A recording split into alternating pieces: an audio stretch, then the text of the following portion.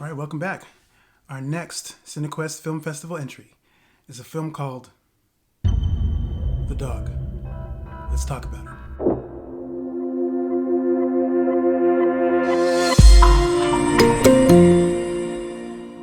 So I mentioned the little film club, unofficial film group I got going on in one of these earlier videos. And we had unofficially planned to see this movie at Cinequest. Got together, caught the movie. The majority of the group did not like the movie. And personally, I appreciated it. I cannot say that this was my favorite film of the festival just yet. Still got a few more to go. So, by the way, this is the second and final week of the Cinequest Film and Creativity Film Festival, and I intend to get a couple more viewings of different things in, and hopefully I'll get a chance to talk about them on this channel. But The Dog is one of the most recent viewings, and this is a thriller set in Mombasa, Kenya, and this is a foreign language film, and it's basically about a guy who is a drug dealer who falls in love with a sex worker and pursues the idea of wanting to get her out of the life that she's living. What he doesn't really know is that the woman he is infatuated with, he's desperately in love with, has different ideas about how that's supposed to go. Even though she did put the idea in his head that she wanted to escape the life that she's living. So she just didn't know she was talking to a guy who would make it his mission to try to do that. What ensues is a lot of stuff. Now, as this is a foreign language film from Kenya in a film festival, I don't know the likelihood of you seeing this movie. I think it's probably going to be kind of low. This isn't the kind of movie that you hear a lot about in the foreign language sphere. Most of us are hearing stuff about projects that are coming out of South Korea or China and elsewhere. Not any country in Africa that people are going to be saying. I don't know. I mean, you have to really be looking for this kind of movie to see this movie. I don't know that it's a high likelihood that you'll see it. But the thing to know about it is that it's a different kind of thriller. If you're looking for a story that has is wrapped up with a nice bow, this movie's not that. In fact, I'm willing to bet that if you were to see it, you'd find it quite frustrating. Again, this was not my experience, but I know that there were others at the viewing who were quite bothered by the movie. So we follow a guy named Montezuma, or MZ as he's called in the movie. He's a low-level drug dealer, and he's essentially assigned to be a driver to this woman he's in love with, or this woman he falls in love with. And they work for a ruthless mob boss named Saddam. And she's not a joke. She does not mess around. She's a serious mob boss. Don't play with her. Anyway, MZ works for this woman, and so does the sex worker that he falls in love with. The complications arise obviously because the sex worker is the property of Saddam, but it's a tricky situation. So when MZ is talking about trying to take her out of the life, you can imagine that's going to ruffle some feathers with his employer. Of course, that creates problems for him, and as it would in any story with a drug dealer who has a drug boss, and you're falling in love with somebody you shouldn't. In a different movie, this might be a story about how the drug dealer and the woman he falls in love with actually strike up a relationship, and they try to escape the life of drugs and sex and rough living to go live there happily ever after. which is what I had. I thought it might be something like that going in. I, I was wrong.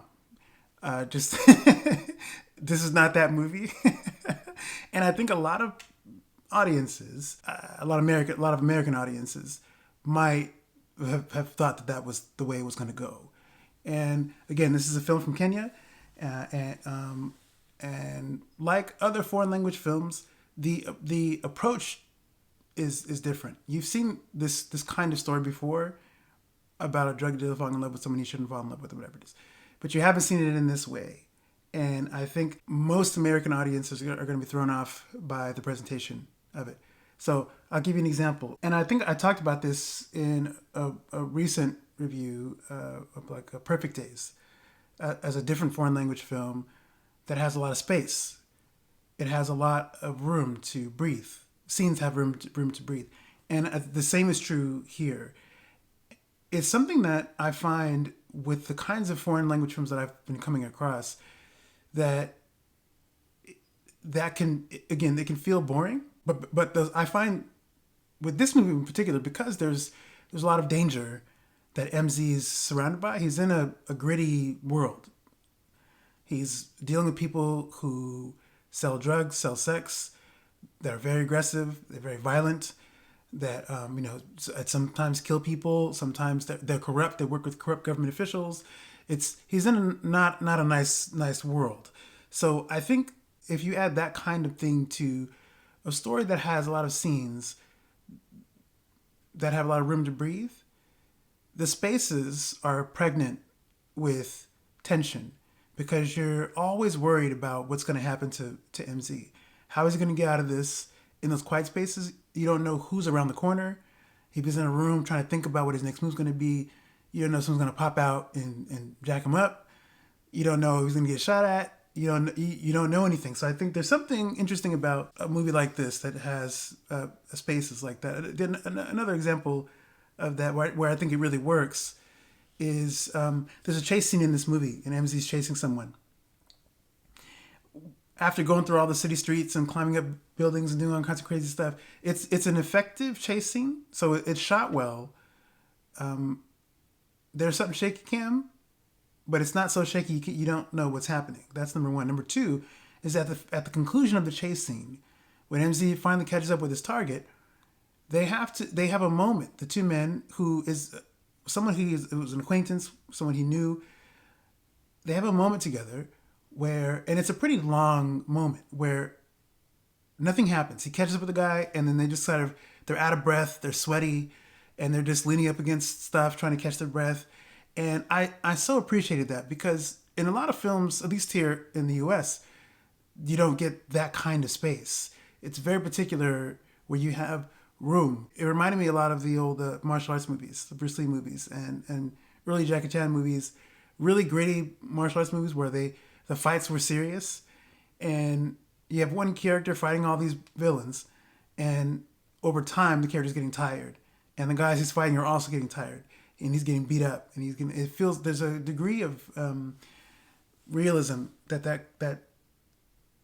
the tiredness adds, and that the camera is allowed to just exist while people are breathing and like trying to catch their breath for a long time.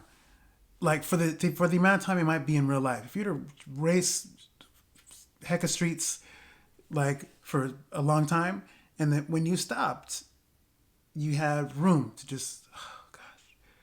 I really like that, because not only does it show the space is pregnant for stuff, something can happen at that moment between MZ and the dude he caught up with, but also someone else could be around. There's just such possibility for stuff to happen, and you're not allowed that often in an American film. An American film, a chase scene happens, the guy catches up with somebody, and then immediately there's a fight, or there's a shootout, or something that's quick, and there's not a lot of room to catch your breath as an audience member in the moment. So I appreciate that this movie gives us that. It has a lot to do with like rhythm, like the rhythm of a film and what we're conditioned to hear versus what we are exposed to when we watch a foreign language film. it's not often, it's not the same. The information we're given is given at different, the rhythm is different. And the same is true here. We get different rhythm in this film. The acting is across the board fantastic.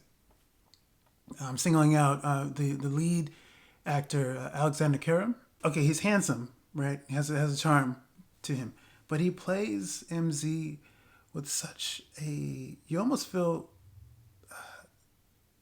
there's a sadness behind him that you can sense. He's grown into this world that he's trying to hide that sadness behind what he thinks he has to be as a man in this world.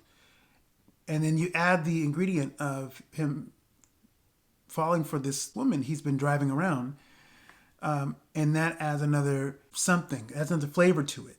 Because as a man in this dark world, he's moving a certain way already. And then with someone he's in love with, whatever it is, he feels like he has to be her hero. He has to save her from this world that they're in. And which can gets him into trouble, frankly, especially when it at times when it feels like she doesn't appreciate where he's coming from and how he's moving or whatever it is. There's two things about that though. Once he sees she's not appreciating what's going on, like he needs to. There's another way he could be thinking about going about his life, but he's kind of stubborn about the idea, which is something and then particularly this is something that there's a male thing about. There's something very male about this, like generally speaking. And then there's something, this is from, and this comes from my work. Some of you know, I've mentioned this before, I'm sure. I worked at the maternal health organization that helped women suffering from obstetric fistula. And Kenya was one of our star countries that we had facilities that we worked within. And even the most progressive male in Kenya has a stubbornness about him. And this is something that I've known and learned about in my dealings with people who worked, some of our partners who worked with some of the men there in Kenya. Beautiful men, lovely men with beautiful spirits and really care about the work and care about the women they're helping. But at times the macho man juice can come out, and the stubbornness. And if you don't got a good woman behind you or a good team of women that can help you course correct a little bit, that can be an issue. And so, of course, obviously, a lot of the men we worked with, because we served women, they were lucky. Some of them had key women on their team to help them get right. Unfortunately for MZ, he does not have that. So the only other women he's dealing with are all also living a rough life. Either they're the mob bosses or they're bosses of their rival crews, and so he doesn't really have a good sense of how to move in a way that is self-respecting, and it's really about I love this girl. I'm gonna sacrifice everything I can to make sure she's cool, which is not always the best way to move. So this is something that, again, it can be a very male attribute, a male characteristic, but the flavor of it is slightly different for Kenya men in Kenya. And I've seen this, I've learned about this, and the same is true for MZ, who was also a Kenyan male in the drug game. And so toxic masculinity is sort of where he's living, and he doesn't really have a good, nor does he have any good positive male people around him that can help him. Hey man, forget this girl, do some other stuff. He's hopelessly, almost borderline obsessed with the woman who he's driving around. But Karim plays it so well, and you feel sorry for him when he has moments of like real emotion, and you just want him to just get out of the life, just stop everything and just get out of this life, man. But he's got to do what he's got to do, and he does this. The most powerful scene, I think, is probably my favorite scene in the movie.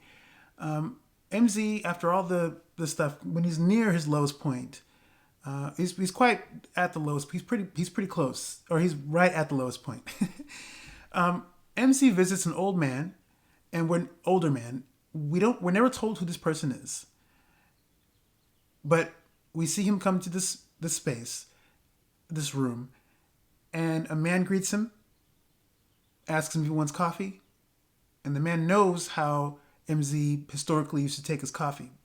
This day, MZ chooses to have his coffee in a different way, and it's a short scene, and oh, it was so beautiful because it's a great example of like minimal writing, and all the work is on screen. And Alexander Karim plays the scene. I think this is probably the strongest scene for me. This was the most emotionally affecting scene because there's not a lot of talking. There's some, and in the talking, where I guess we're meant to assume that this person is his father he's talking to.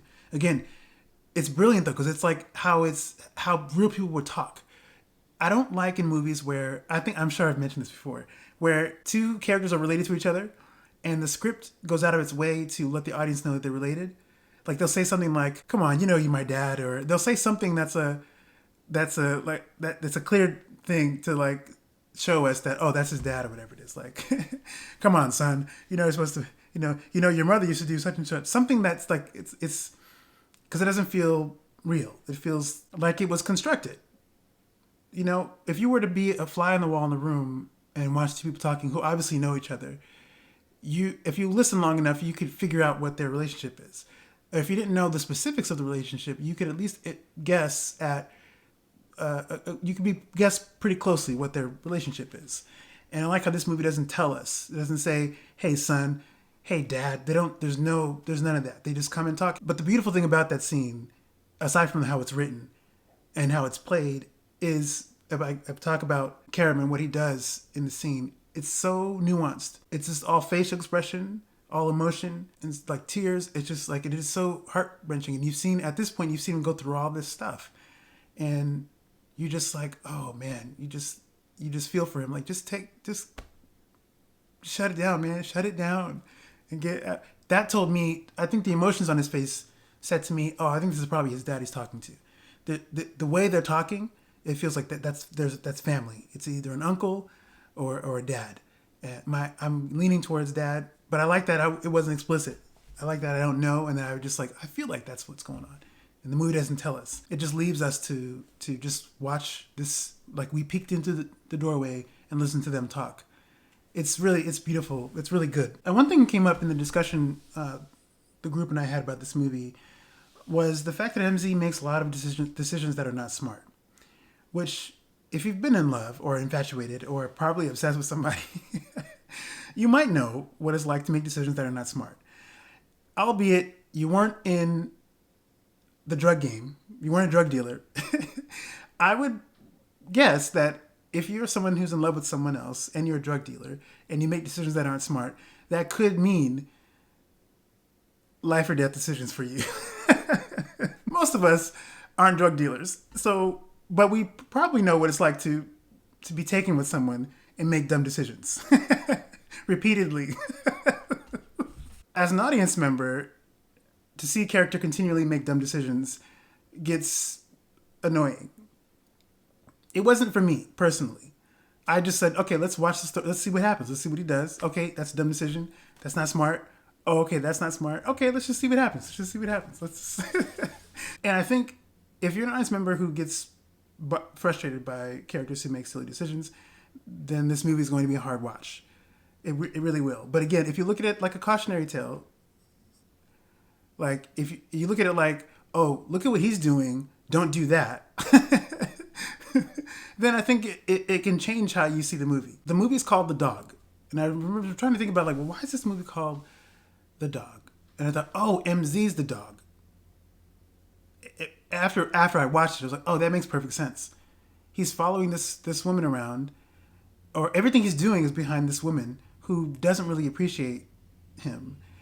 And he's like a sad puppy dog. He's following her around in the hope that she will see him. And he wants to save her.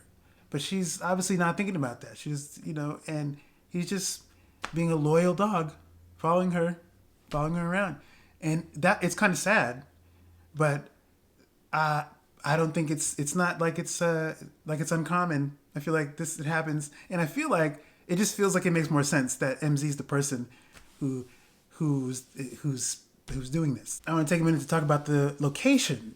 This is shot obviously on location in Mombasa, Kenya, and I've been to Mombasa, and so it is very. This is it. It's real, and you get to see. It's a different kind of feel, gritty thrillers in a city like New York, or San Francisco, or Tokyo, even. Than you would. There's something that's spiritually the same, but the flavor is slightly different because Mombasa and several other cities in the country of Kenya, there's a mix of like rural stuff, earthy, a lot of land and dirt and grass and stuff, right next to, metropolis with buildings and stuff like that. So you really get a sense, especially at night, the night sequences, this world, not only is it a dark world they're living in, but there's something really grounded and like earthy in the sense that something like it's grounded in a way that when I think about it in terms of MZ's character, how he just keeps getting pulled deeper and deeper and deeper into the earth of the land. And it's not in a good way though. It's like he's digging his own grave. Every movie he's making is like he's getting deeper and deeper and deeper. And something about the location is like it's an interesting metaphor for that. He's getting pulled into the earth. There's a lot of earthiness in the scenes. It's really and it's shot beautifully. It's really nicely shot. Certain sequences you really get a sense of, you get a feel for the country. It reminded me of just like this is exactly what it is in Kenya. Nairobi has elements like that. There's elements, and then there's where it's just the city's there, and then there's right next to it is just a lot of land, and you have people people who are living, who don't have the class disparity is right there. It's right in your face. There's the city, busy stuff, and then right, not necessarily on the street like you might see in San Francisco, but it's kind of the same thing, except it's in the earth. They're just like in where the mud is. There's like it's right next door to like these crazy buildings of skyscrapers and stuff. You really see that here in the film too. It's for real. Like you're in it. The film has great visuals. The best visuals I think in this movie have to do with there's a scene. There's a couple of cool shots in this movie. One of them are sequences. One sequence is really visually stunning. MZ is in a club, and we're meant to think this is like his imagination or something he's sort of seeing when he's going to this club after the woman he's fallen in love with. And you see him watching her dancing, and she's looking so beautiful. She's dancing so gracefully, and the way it's shot, how the camera moves, the way it's lit, there's like the strobe light things coming in. It's pretty cool. It looks really nice, and it's a good like probably 3-minute sequence. And it's slow motion, and the camera revolves around him, almost like how Michael Bay movies do, where there's the revolving camera thing, but it's more, it's not from above. We're looking at him straight on, and he's just like transfixed by the beauty of this woman as she's dancing and luring. People are coming to her. The energy she's exuding is attracting all this attention, and it's very well shot. Another cool shot is reminded me of something out of John Wick. MZ is entering the club, and this is a shot from below up. So we're seeing him, and the ceiling though has lights, has these really cool like curved lights that are like red and like different. It was like something out of like one of the John Wick club scenes. Really cool how the contrast of light and dark in the hallway or in the walkway he's walking in, and how it hits his skin. It's like, and the way he looks in it, it's like, it almost reflects this mania that he's arrived at when he's trying to go get this girl. So yeah, really really cool sequences. The dog is not going to be for everybody, but I did appreciate this movie. So If you find it, I don't know where you would find it. But just know there's a film from Kenya called The Dog. And if you see it, the lead actor is Alexander Karim. If you're curious about what a Kenyan thriller looks like, give it a look. All right, that's going to be it for me. I'm off to do another screening of something else, another movie. And so I'll be back later with a review on that. So thank you for listening, watching, hanging out with me for a minute. I'll see you in the next video.